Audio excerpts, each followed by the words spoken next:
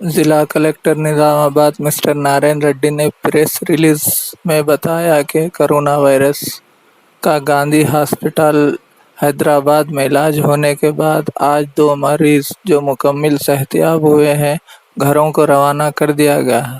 ضلع کلکٹر نے بتایا کہ اب تک 61 افراد میں سے جملہ 36 افراد کو ڈسچارج کر دیا گیا ہے۔ ہم ان سب افراد کا خیر مقدم کرتے ہیں۔ انہوں نے عوام سے اپیل کی ہے کہ معاشرتی فاصلہ قائم رکھیں اور لاک ڈاؤن کی پابندیوں پر عمل کریں۔